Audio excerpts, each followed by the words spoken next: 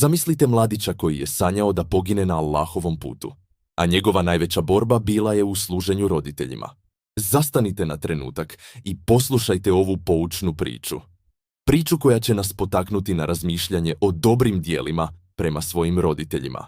U vrijeme pravednog halife Omera živio je mladić Kelab, čija je ljubav prema roditeljima bila legendarna. Svake noći, dok bi grad spavao, on bi ustajao da posebnom tehnikom pomuze ovce. Kada je odlučio poći u rat, njegovi roditelji ostadoše slomljena srca. Otac je toliko plakao da je izgubio vid, baš poput Jakuba, koji je plakao za svojim Jusufom. No Allah je vidio njihovu patnju. Dirnut očevom tugom, halifa Omer pozva Kelaba natrag. Ne prođe mjesec dana, a Kelab se pojavi kod Omera. Odazvao se vođi pravovjernih i nije svraćao kod roditelja prije nego li svrati kod Omera. Halifa ga upita: "Šta si učinio, pa da te tvoj otac toliko voli?" Kelab poče da priča: "Tako mi Allaha, o vođo pravovjernih, ja svome ocu muzem mlijeko koje pije, ali način na koji to radim je poseban." "Kako to činiš, Kelabe?" upita Omer. Kelab nastavi: "Ustanem kasno noću i kada primijetim da je kod ovaca nadošlo mlijekom, uzmem hladne vode i operem vime. Na taj način se mlijeko u vimetu ohladi. Zatim ga pomuzem na poseban način, tako da mlijeko postane gušće nego obično. Zatim odnesem hladno i gusto mlijeku ocu, još prije sabah namaza." Omer zatraži od Kelaba da odmah pomuze ovce na taj način i da mu donese malo toga mlijeka. Kelab to i učini i donese Omeru mlijeko. Halifa zatraži od svojih ljudi da izvedu Kelaba iz sobe i da ga ne puštaju dok ga on ne pozove. Ne prođe mnogo vremena, a starac se pojavi u Omerovoj sobi.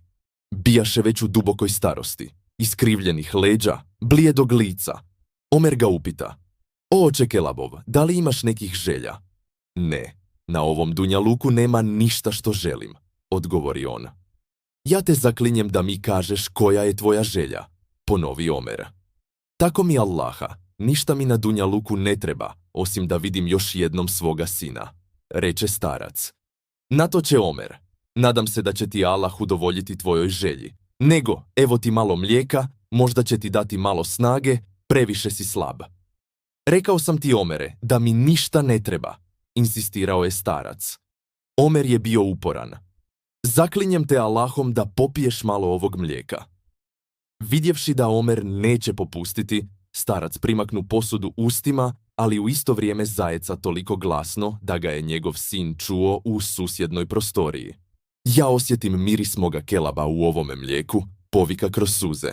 Omer pozva da Kelab uđe. Starac osjeti da je njegov sin ušao, te ga jako zagrli.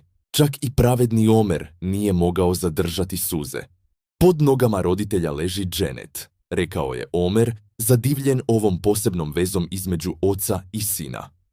Ova priča nas uči da je dobrota prema roditeljima jedan od najuzvišenijih ibadeta. Ako vas je ova priča dirnula, pozivam vas da je podijelite i pretplatite se za više inspirativnih kazivanja iz naše bogate islamske tradicije.